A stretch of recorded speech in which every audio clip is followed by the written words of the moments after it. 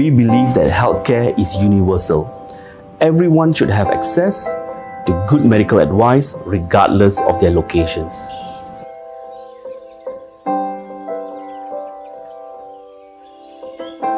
So during my many years of medical practice, more often than not, when we get a certain sign or symptom, not many people actually go and immediately investigate it.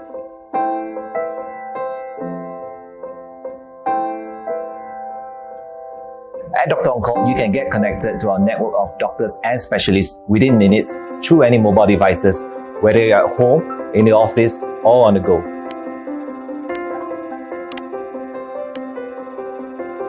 The platform is designed so that patients can easily find the right doctors. For the doctor, we ensure that the platform is safe, secure, and they can very simply manage their patients via remotely or even in person.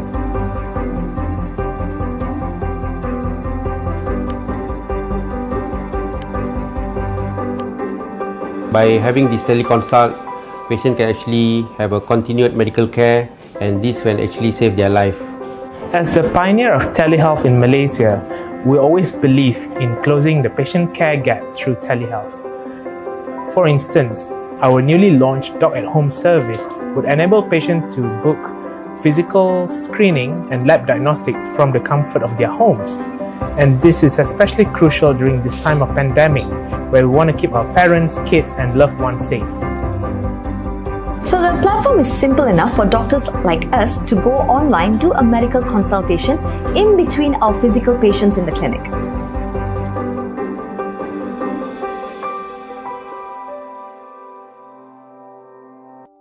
In future, this is the way forward toward looking towards the telehealth and management where we can overcome a lot of difficulties.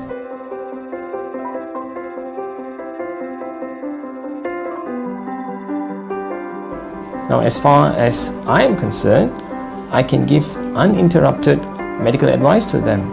Isn't that easy for both parties?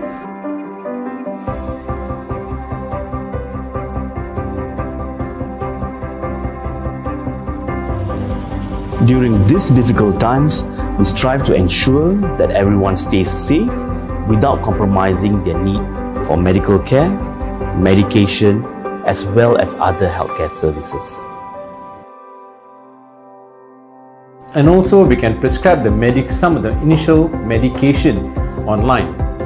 So the patient can get treated a certain degree before they come and see a doctor.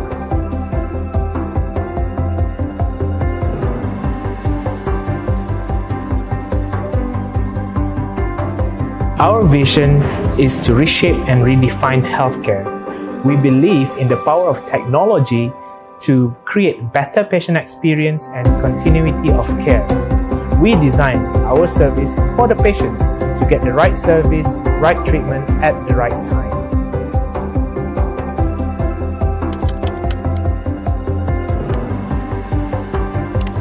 During a pandemic like this, it is important not only that we should ensure the safety of patients, but healthcare professionals and doctors as well. Gone are the days where patients wait for hours in a long and busy clinic. These days, we want a seamless experience. Get an appointment booked online, see a doctor at the shortest possible time, and then get going with life. We have never had something like this before. Upon doing the services, the patient will actually get their blood test done at their home, and the doctor is able to review their blood tests via Dr. On Call platform, or if required, they are called into the clinic. So that's pretty amazing if you ask me. You don't actually need the patient to come twice, once just to take blood and then come again. So it's very convenient for the patients, and my patients are very happy.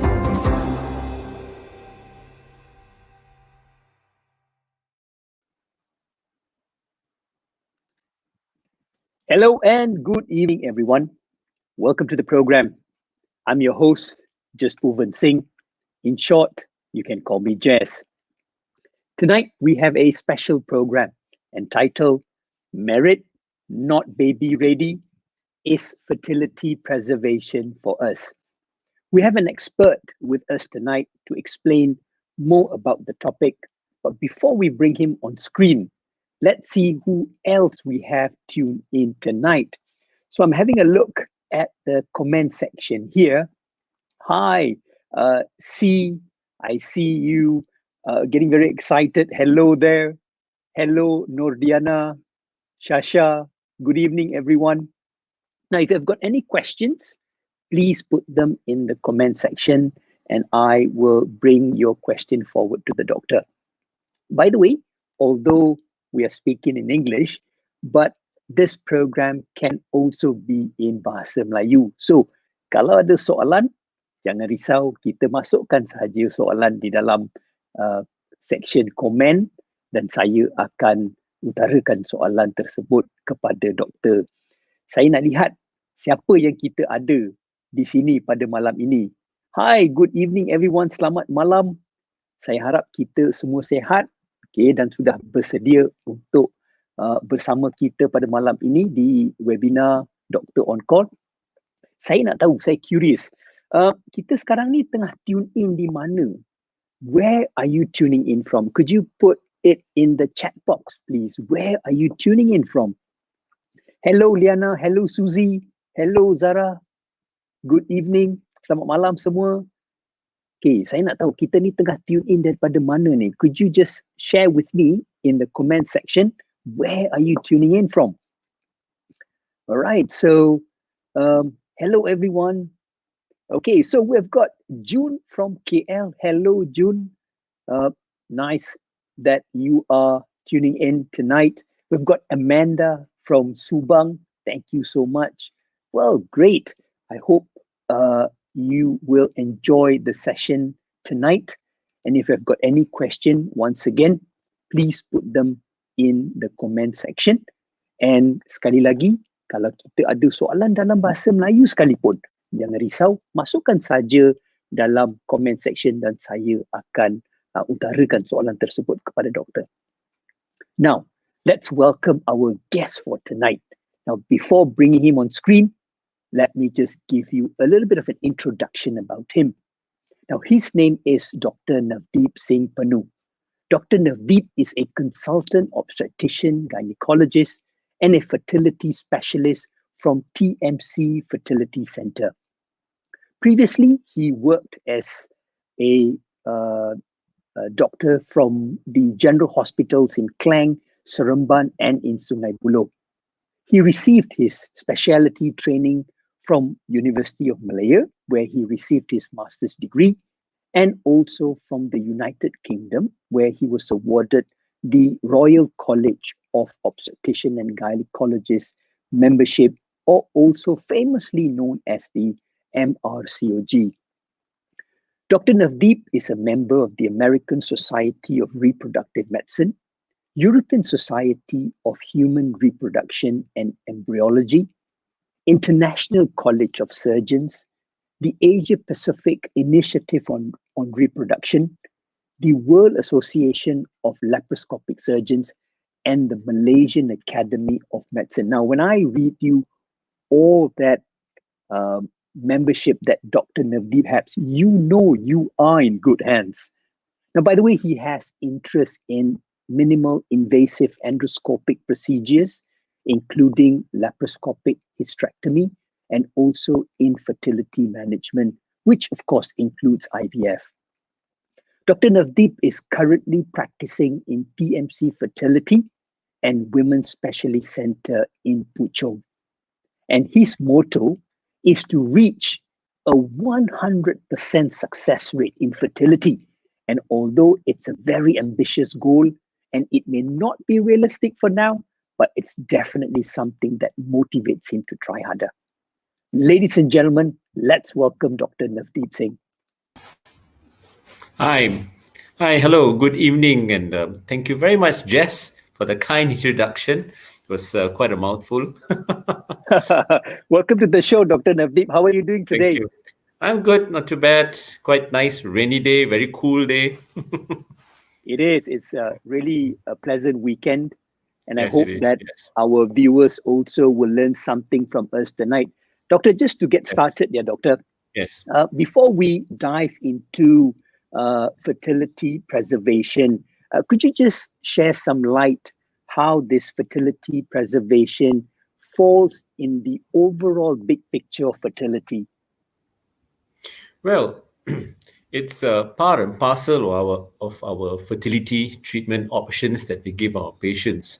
Fertility preservation is generally for couples who are just not ready yet for a baby, or even women who are not ready to get married, and they haven't found Mr. Right yet.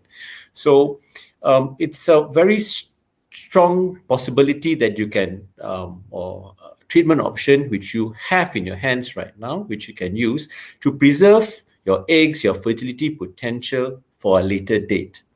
Okay, for example, some women, they want to climb the corporate ladder. They want to study more, do their PhD, advance their career. There are various reasons. So what they can do is then they can undergo this treatment, what we call it as in vitro fertilization, IVF, where we retrieve the eggs and store them for future use. So we can add, when you store these eggs at a younger age, and the quality will remain good compared to if you wait at after the age of 40 or so. So the earlier it is, the better it is to preserve your fertility. Doctor, you mentioned something really interesting there, that women are now focusing more on their career, and sometimes starting a family may not be a priority, so they might wait to later before they start a family. So I'm just quite curious, in your practice, right, how common do you find this treatment of preservation? Well, it has been the numbers of patients coming in to preserve their fertility has increased tremendously over the last 10 years, more so during this pandemic time, the last 2 years, because since 2020 and now, there's nothing normal about our lives anymore. Everything has turned topsy-turvy. So lots of couples, lots of people, they're unsure what's going to happen, the very next moment, right? So because of that, a lot of people understand that they're getting older. So when you're getting older, your probability of having a child in future will start to decrease tremendously.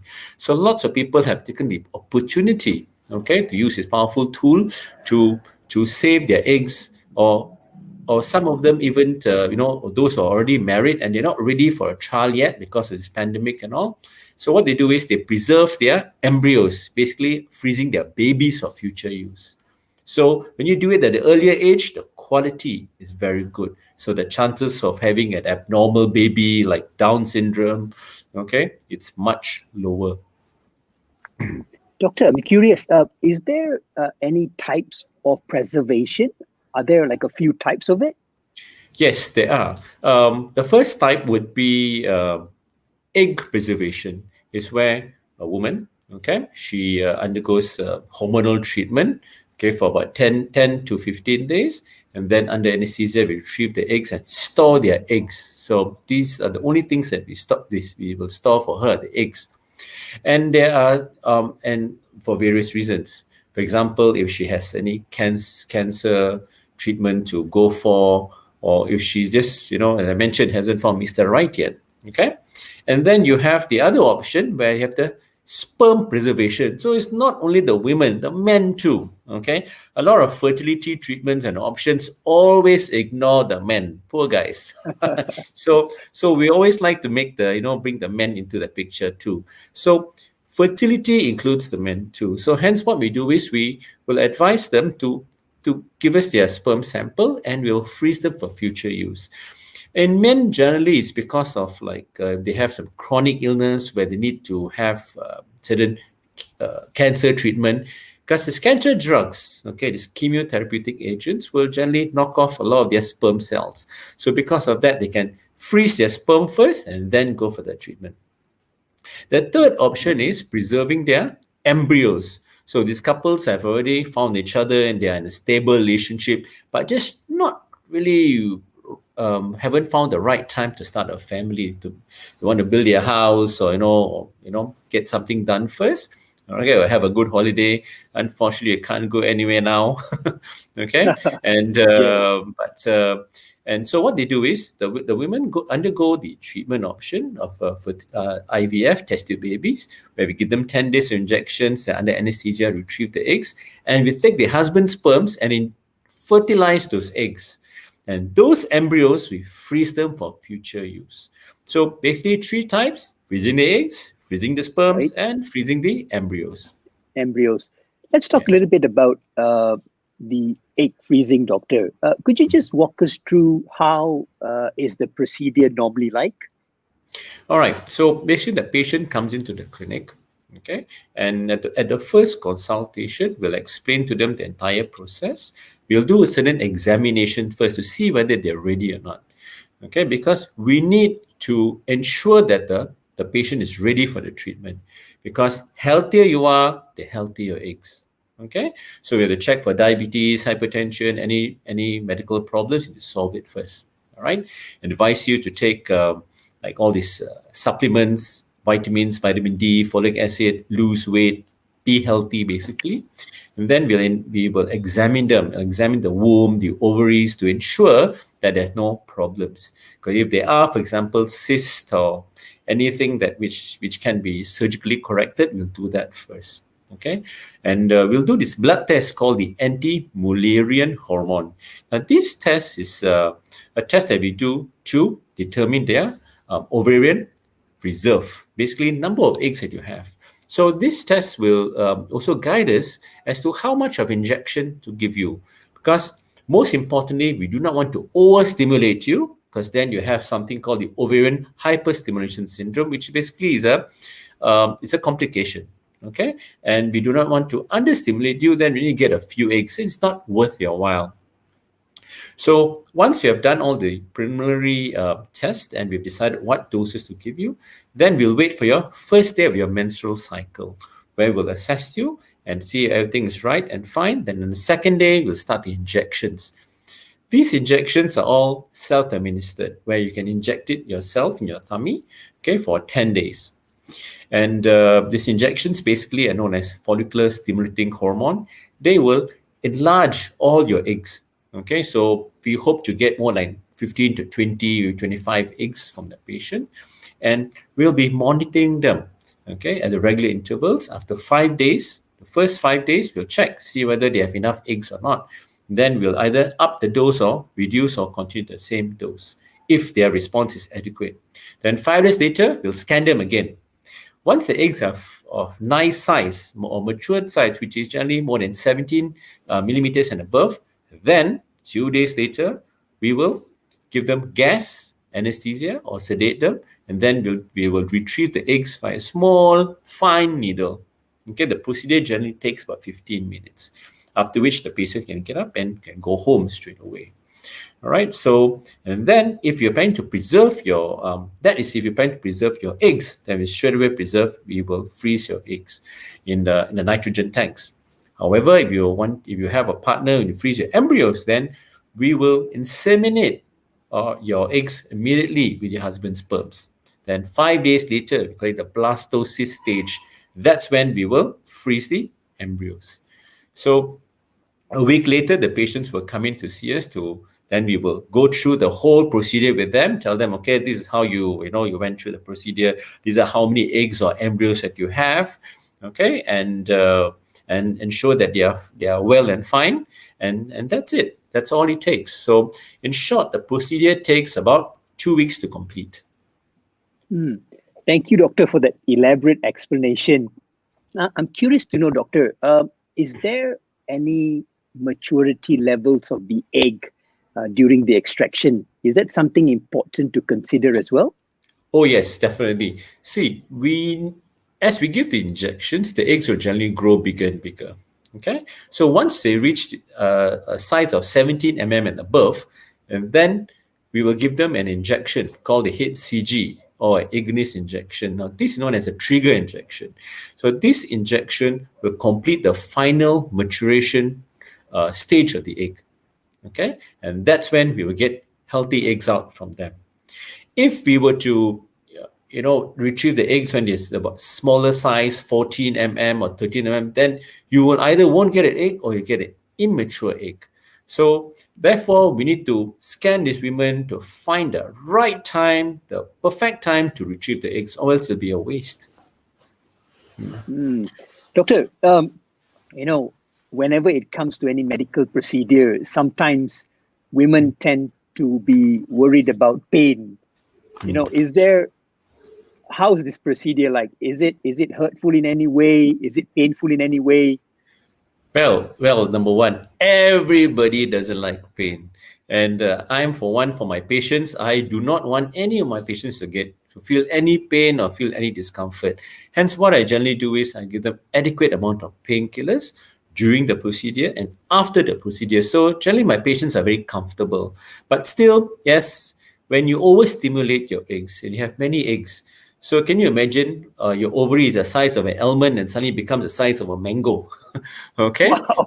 so generally you are going to feel some amount of pain, heaviness, bloating, difficulty, and sleeping sometimes. So those kind of symptoms will definitely be there, but it's only temporary, and there are medications to help you to reduce those symptoms, and I usually give them quite a lot of medication to tide them over that time. Okay, because pain is not good, but the same amount of pain will be there in every type of procedure, even doing blood taking. So, but generally, these pain are temporary, and patients generally are able to withstand it and tolerate that kind of pain. Yeah, I mean, a little bit of pain. I mean, I'm sure we can, overcome that pain, and looking forward for the pleasure of having a child later on in life, Oh right? yes, So I think yes. it's the bigger picture that we're looking for. That's why they Doctor, say there's no a pain, no question. gain. Yes, correct. Doctor, there's a question from Maran. His question is, what's the ideal or cutoff recommended age to freeze eggs, etc., if you're planning to have kids later? So Okay. is there like a recommended time or a number of eggs, doctor? There are no cutoff time for egg freezing procedure. You can do it whenever you want to, but generally speaking, okay, anybody less than age of 40 are the better candidates for doing this procedure, because after age of 40, especially after 42, the number of eggs you have will reduce tremendously. Secondly, not only the number, the quality too tends to reduce. So after the age of 42, if you were to retrieve your eggs and freeze your eggs, then the possibility or the probability of getting a child with Down syndrome or abnormal child resulting in a miscarriage in future is very, very high. So that is why, this procedure is something which we recommend for younger age group of people. Okay, so by doing these webinars, by writing articles, we are trying to educate the general public. Like, look, you have a powerful tool in your hands if you want to use it, where you can, do whatever you want. Go for your holidays, achieve whatever you want to achieve in life, and also put in mind that your biological clock is ticking every single day. And if you want to, to rather reverse certain things, which is, for example, to have children at a later age and reduce the risk of an abnormal baby, this is a method of choice. Preserve your eggs, use them for a later age. Because let's understand, as the woman gets older, she loses the best eggs, and eventually by age of 40 plus, the number of eggs that they have tend to reduce to a critical level where it's difficult for them to conceive a child, and more so conceive a child which is normal. Okay, and for example, now let's say they are frozen the eggs at age of 30. Now they are 45 or 50.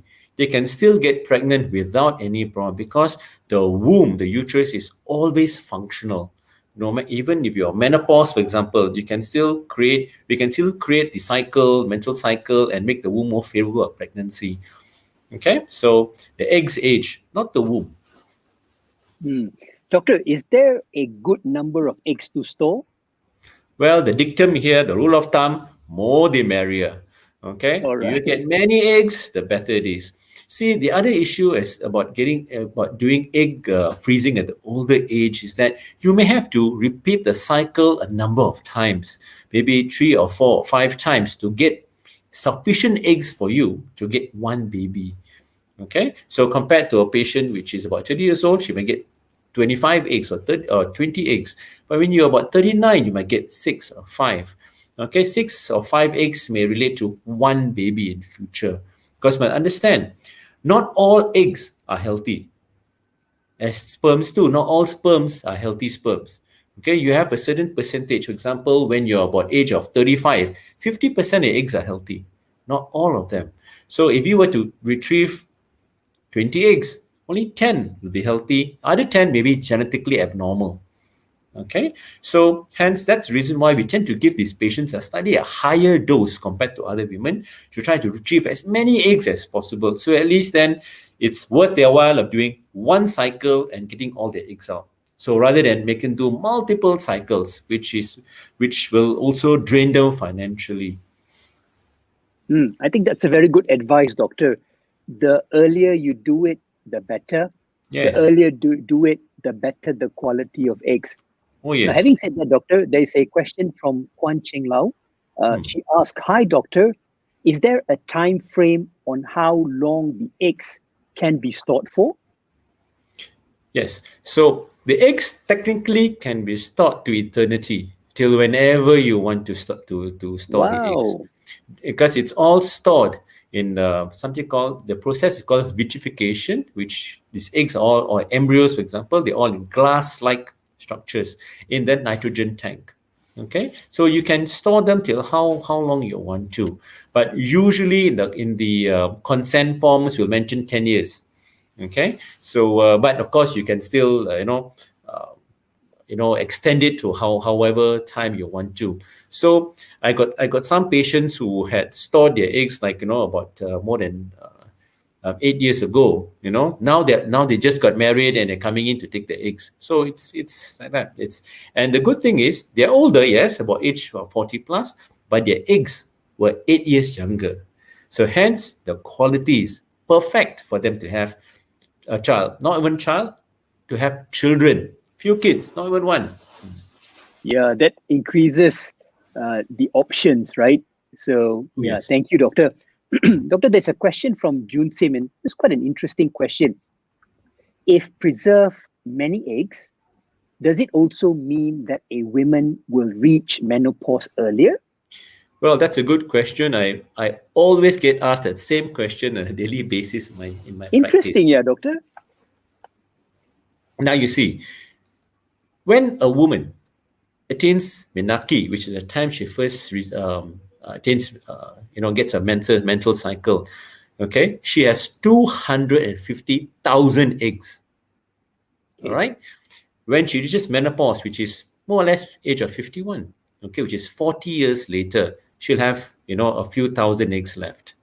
So in that time span of 40 years, if a woman does not have that has never missed a period, never got pregnant, that means she has 480 cycles, menstrual cycles.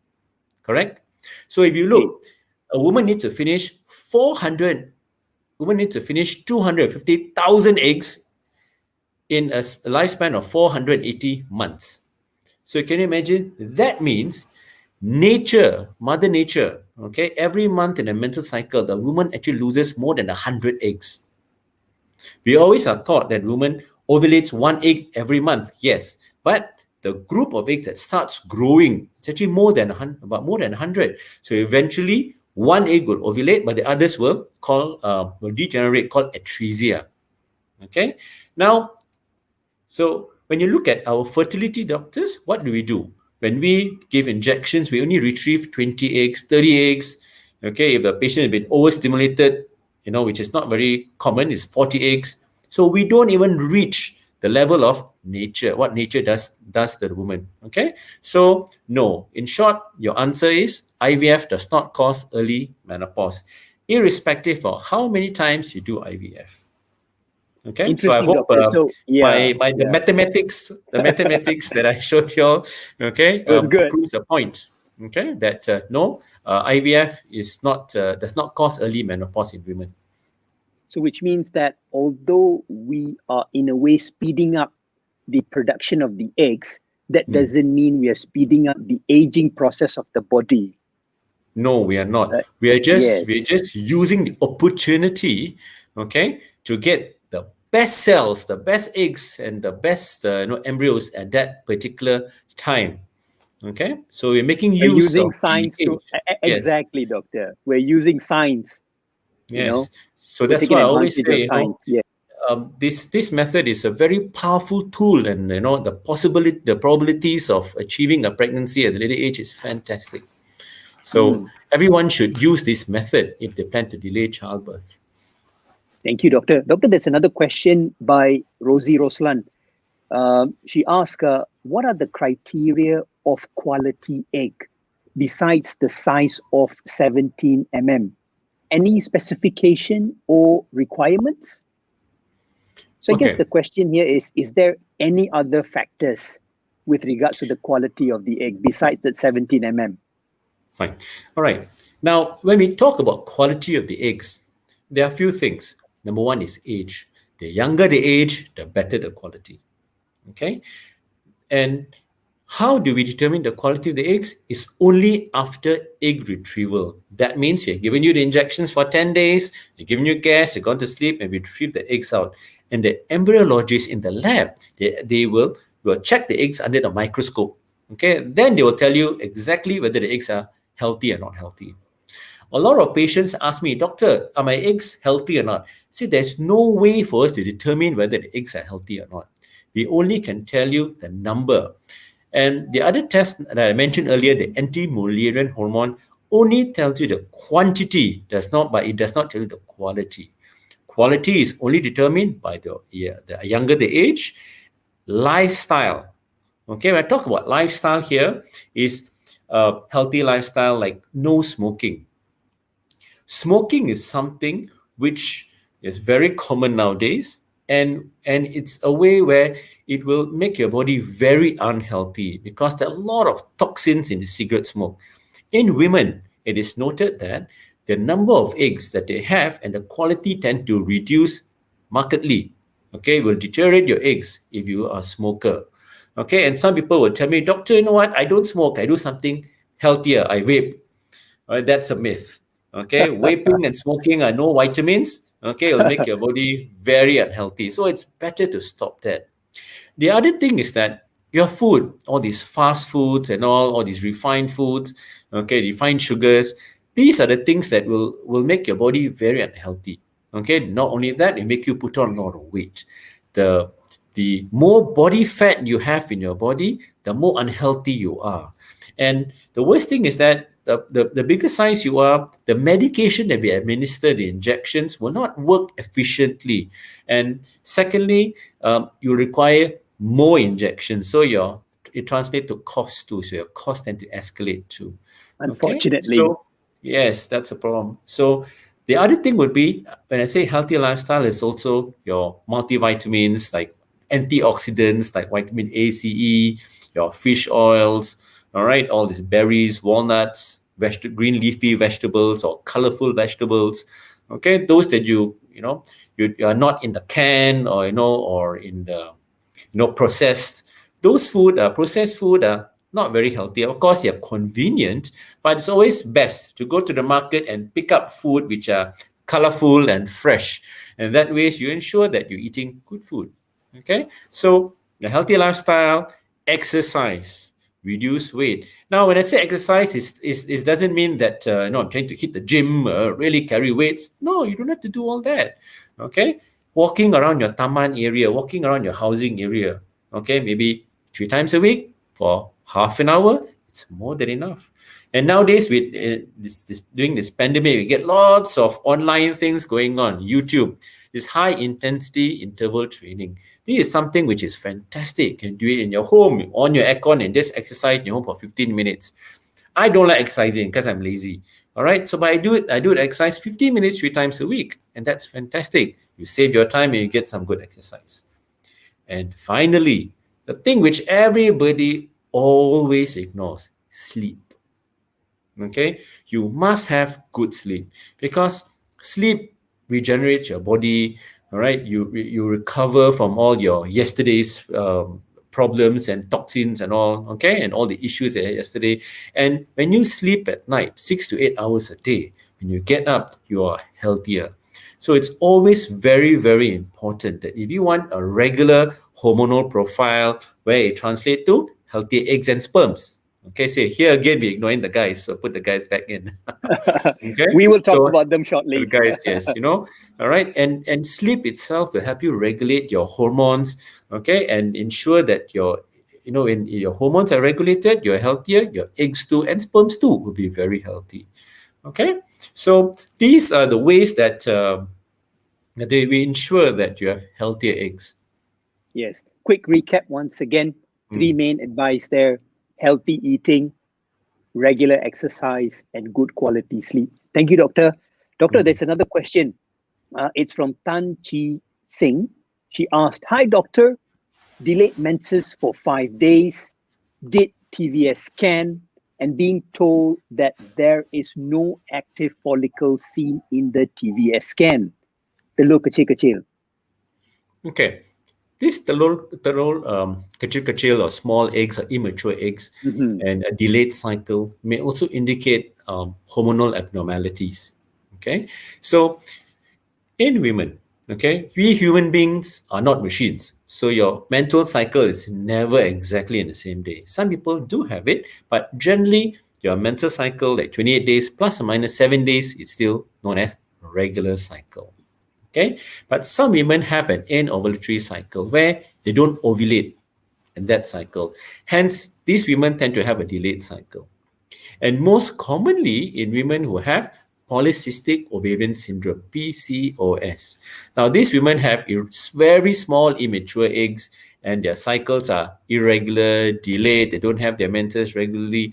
So, this problem can easily be solved by a few things. One, by certain medications like clomiphene citrate, where we give them the medication for only 5 days and that will help them grow their eggs. Or the injections that we give them, known as the follicular stimulating hormone, to grow their eggs. So, and if it still doesn't work, and then we do surgical procedures, for example, known as laparoscopic ovarian drilling. Okay, so in short, the short answer to this question will be is due to hormonal imbalance, which is treatable. Okay, thank you, Doctor. Wow, we actually have talked quite extensively with regards to egg freezing. Now let's go to sperm freezing, Doctor. You know what, Doctor? Never ignore the men. Never ignore the men. But you know what, Doctor? Interestingly enough, whenever it comes to fertility, right, the conversation has always, with regards to women, it's a women's problem. And men are like left out in the conversation. But let's just understand the overall picture a little bit. If in percentage-wise, how many percent is it a women's problem and how many percent is it a men's problem, Doctor? Okay, overall, 30% is due to women problem. 30% is women's problem. Yeah, 30% men problem. All right, 30% men's problem. Yeah, and 30% both have problems. Okay. Okay. That's interesting. All right. Okay. So that's 50-50. And 10%, the doctor has a problem because we don't know why they're unable to conceive. It's called as unexplained, where we have done all the tests and we are unable to determine what is the actual cause of the problem. Okay. So some of these patients have unexplained reasons of infertility. So in short, it takes two to tango. It's 50-50. So there used to be a time where men will walk in the room and tell doctor, it's not my problem, it's my wife's problem.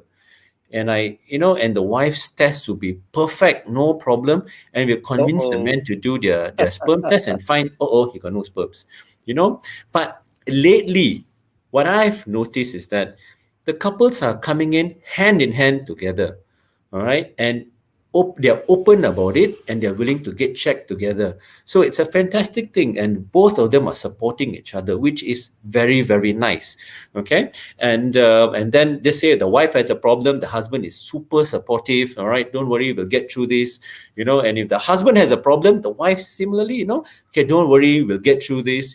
So it's a 50-50% thing. In my practice, I've seen a lot of men with various type of problems, and many times it's reversible, it's treatable. There are ways that we can overcome it. Okay, but most importantly, it's like also lifestyle, smoking, exercise, rest, sleep, and your multivitamins. These are, and also another thing is, don't wear tight underwears. Wear loose underwears, boxer shorts. Keep them cool. Okay, when they are cool, they get more sperms produced. Okay, so that's all is required most of the time for men. And of course, in men who have very poor sperm quality, then we end up doing things like blood tests to look at their hormonal profile, okay, and ultrasound scans to look at any abnormalities in the testis area. For example, things like varicocele, like enlarged blood vessels around their testes, which can be surgically operated. Okay, many at times have many patients who had these problems, and with medications or this small minor surgery, they managed to conceive naturally. So there are a lot of fantastic things out there. With advancement of this of all the in sciences, we can treat basically anything that walks through our door. But of course, I'm not saying that all fertility treatment, everybody will have 100% success in the treatment. There are always, because you must understand that we can get the sperm and get the egg and make them meet, but whether or not they implant and grow or not, that is the upstairs person has to decide. Divine intervention. Okay, so but the possibilities and probabilities in terms of the treatment options and the chances are very good nowadays, no matter what walks in through our door, what kind of problem. Doctor, could you just share a little bit about what the men need to expect in this procedure? Okay, generally men has they have the easiest way of doing things. Do you have to just masturbate and get their sperms out and give us a little plastic cup, and then we'll take their sperms, we will process them, wash them, and we will either use them to inseminate their wife's eggs, or we will freeze them in nitrogen tanks. Okay, and they can use it till whenever they want. And generally, men come in for sperm freezing for various reasons. Firstly, if they're undergoing cancer treatment, okay, where certain type of cancers where it's injections called the chemotherapy or radiotherapy around their groin area, and that will knock off a lot of their sperm cells. So they want to preserve their fertility. Okay. Secondly, you got some men who are working like abroad, for example, or they frequently travel from place to place, and they're unable to come to the clinic during that time when their wives are doing the IVF cycle, and due to basically logistic reasons, then what we do is we ask them to come in whenever they can and freeze their sperms. So by doing so, we basically don't see the men anymore after that. We just see the lady, and we retrieve their eggs and mix it with their husband's sperms, and they get their babies that way. So these are the few reasons why men come in to freeze their sperms. Doctor, has freezing in any way impacts the way the sperm is being kept? Yes. Basically, we try our best first to ensure that the sperm, the men are healthy, right? I mentioned all the things, stop smoking and all.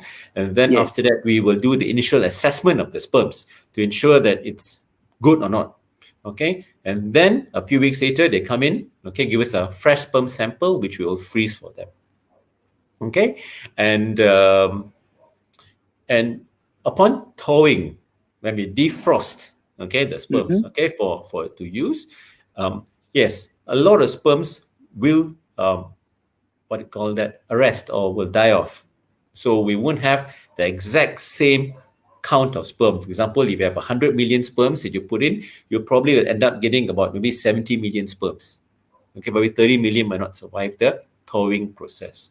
So this process, yes, does damage some amount of sperms, but not all the sperms. So if a good sperm, they will generally withstand it without any issue. I guess in a way, nature plays the numbers game with us, right? Correct. So Yes. the more eggs we have, the better the chances. Yes. I always say you Yes. cannot outsmart nature. Nature has certain rules, and no matter what we do, the rules will always apply. Okay, so we try our best to get the eggs, get the sperms mixed together, and nature will decide whether it grows or not.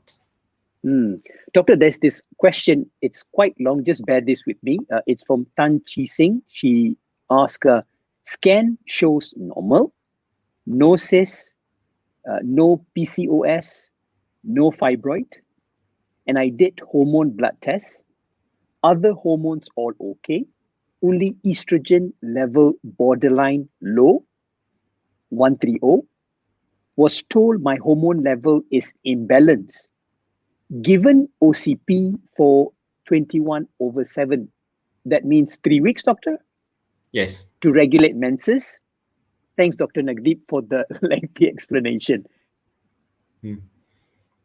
Okay, so basically what she's asking is the low estrogen, and she's given oral contraceptive pills. Okay, now number one, we need to know why was the estrogen level checked. Was it that you wanted to have a regular cycle, or was it that you wanted to, or is it that you wanted fertility treatment? So if you wanted fertility treatment, then generally what we do is to improve your estrogen level, we will give you the medication called like clomiphene citrate or letrozole to grow your eggs. As the eggs grow, your estrogen level too will rise. Okay, so if it still doesn't, then what we generally do is we don't have to do an estrogen test, but just do a scan to have a look at the eggs. The eggs are growing means the estrogen levels are rising too. So if they are not growing, or you do the test, it's still low, then we give you injections instead, okay, to grow the eggs, and that too will increase your estrogen level.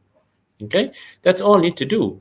I'm not sure why the oral contraceptive pill was given, okay, because generally, if you're not keen for pregnancy, then actually there's no reason to check your estrogen levels.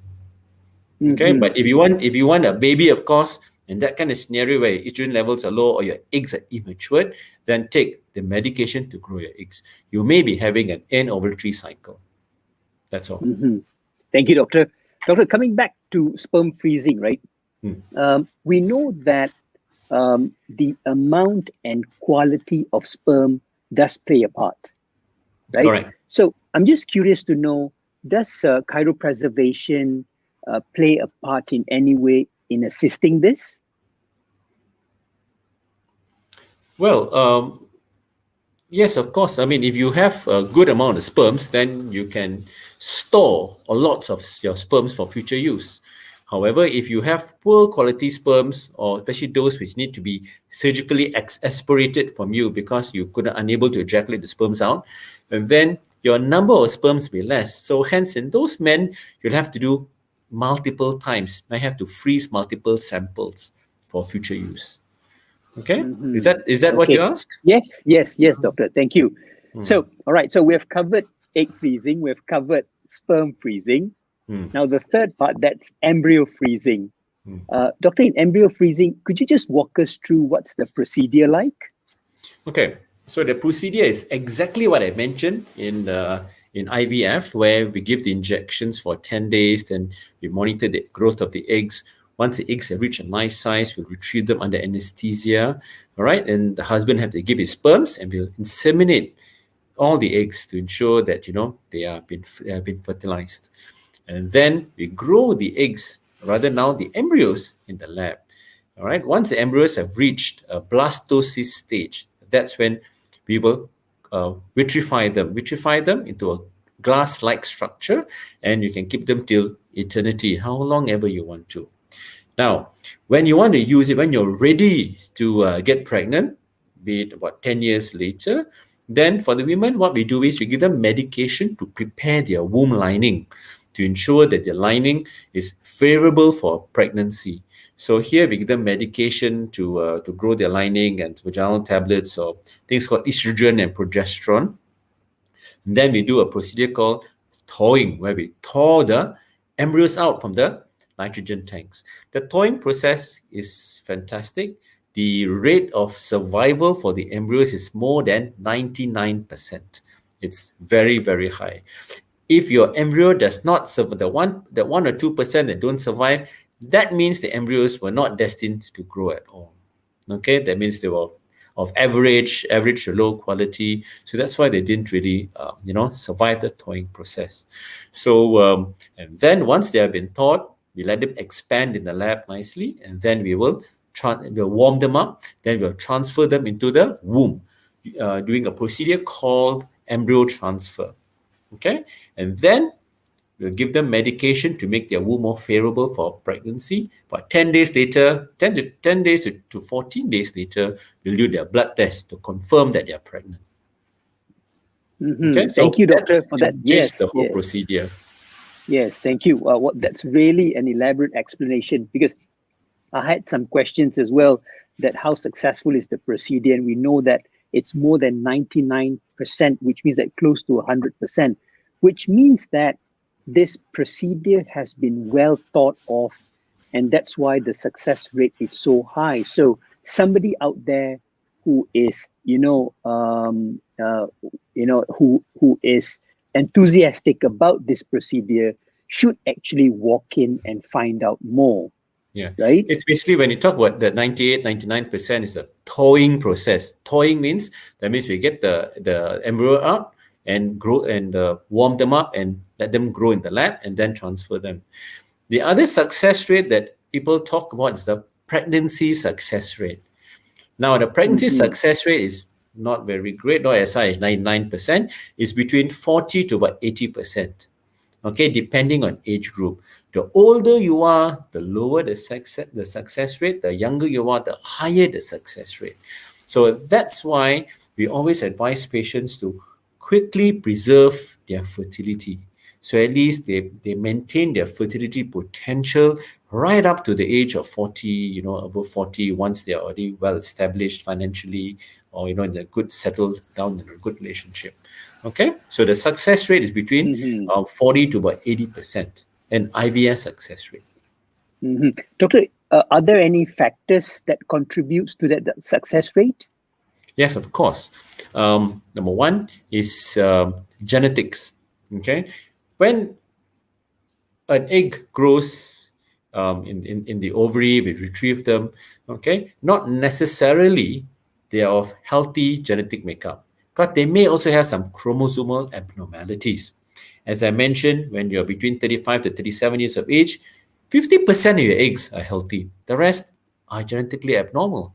Okay, and coming to men too. All right, not all the sperms are healthy. Some of the sperms are totally abnormal, have genetic issues. Things called like DNA fragmentation is high in certain unhealthy men. Okay, so not all of the sperms will be able to, fertilize the egg. Or if they fertilize the egg, it may be an abnormal embryo eventually. So that will also cause the embryo to be genetically unhealthy. So when we transfer these embryos into the womb, okay, they may look nice in the lab, look like grade A or grade B embryo, but when you put them inside the womb, they either don't take up, or they get pregnant and eventually they miscarry. So to overcome this genetic abnormality, what we do is we do a procedure called pre-implantation genetic testing. It's where we grow the embryos in the lab till day 5, and we will take a few cells from the embryos and subject them to chromosome testing, where we can determine whether all the embryos are healthy or not, and which embryos are not healthy, then we discard them. Example, if you get 10 so-called good quality embryos, when you do this genetic testing, you might find only 5 of them are actually healthy, which can, get you your baby.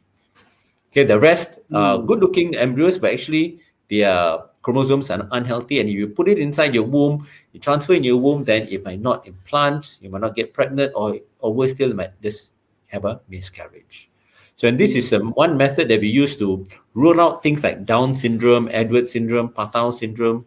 Okay, and this is also another method known as this PGD. We also can determine the gender of the baby, whether it's a boy or a girl, even before implantation.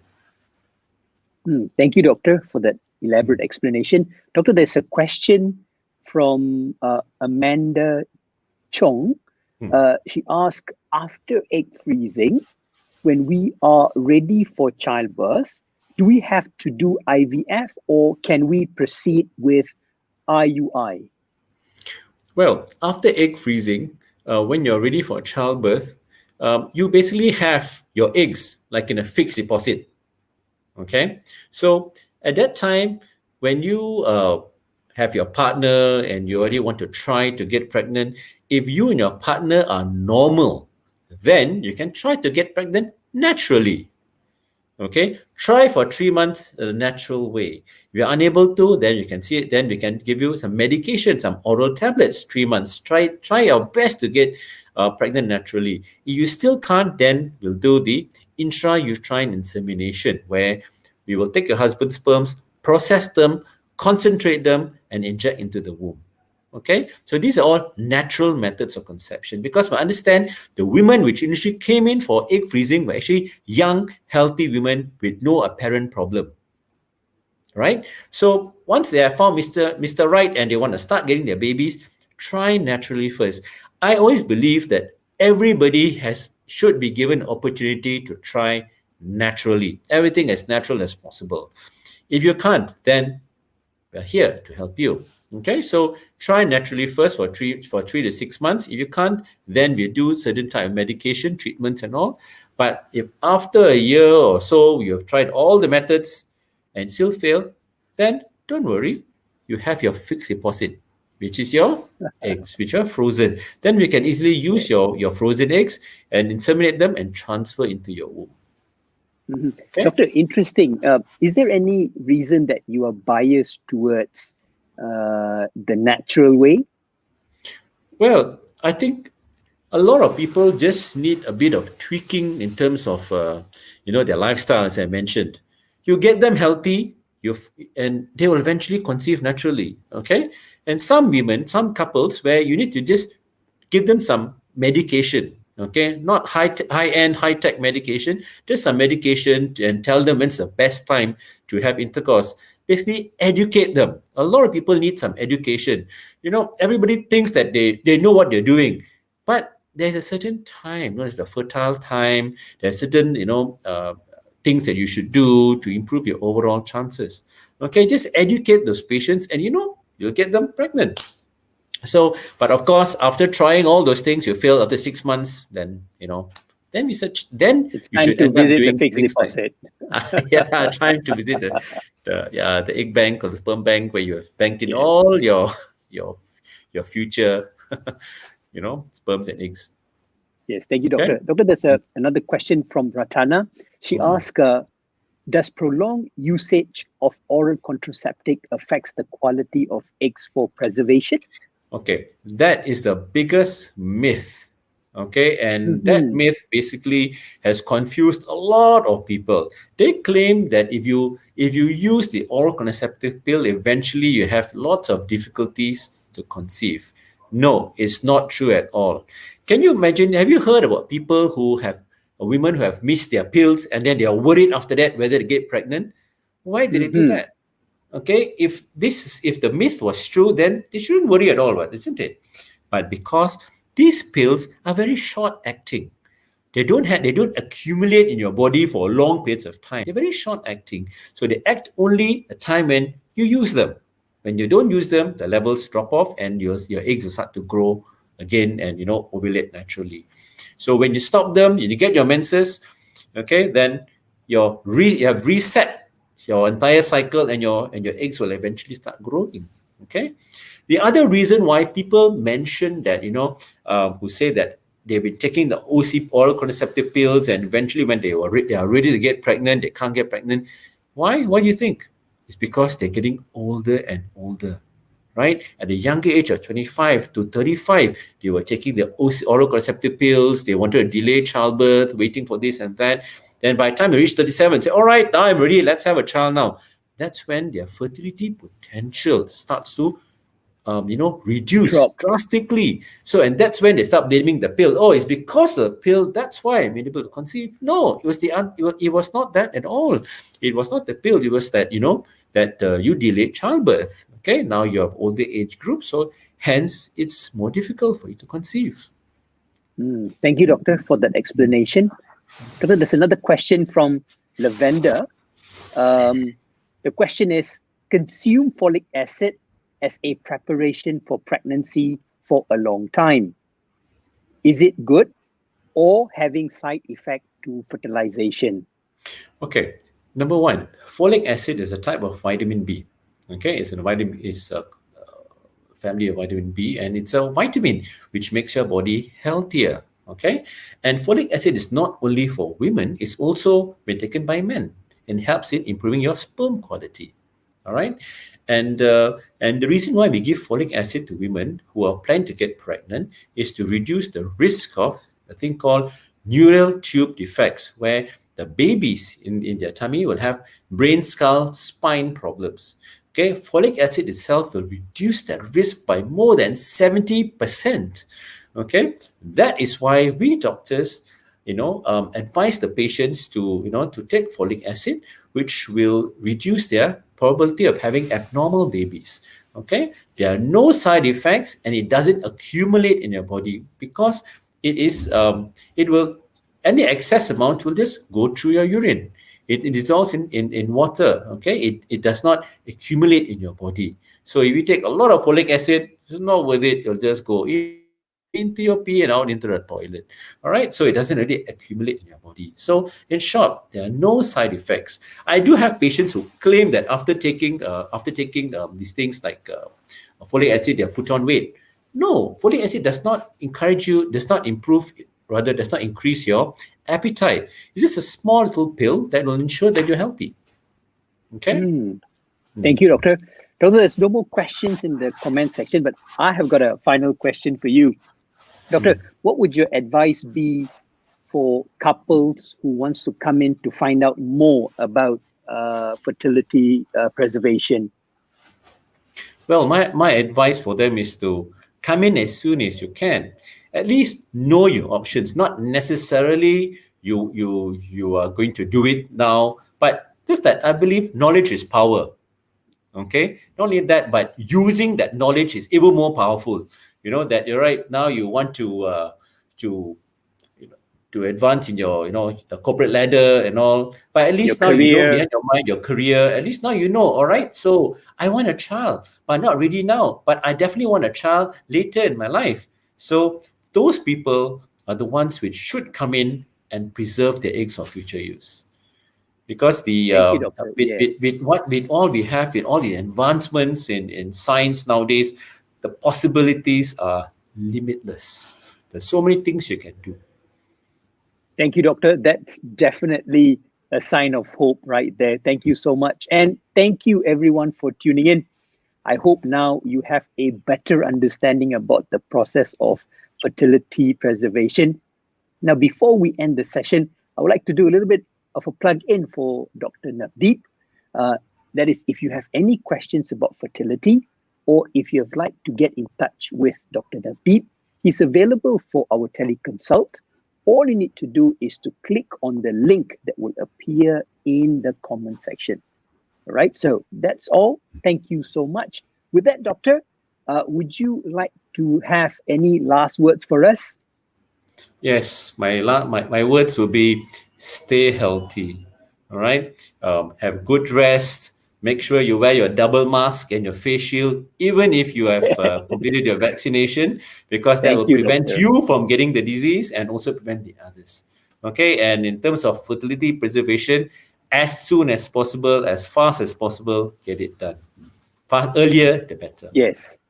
Thank you, doctor. With that, have a pleasant weekend ahead. Take care, doctor. Bye-bye. Thank you very much. Good night. Take care. Bye-bye. Good night, doctor. Bye-bye. Bye. Well, everyone, there you go. What a fantastic discussion with Dr. Navdeep about fertility preservation. I hope you learned something And if you've got any question, once again, click the link below to book a tele-consult with Dr. Navdeep or get in touch with us at doctoroncall.com.my. With that, take care, stay safe. See you when I see you. Bye-bye.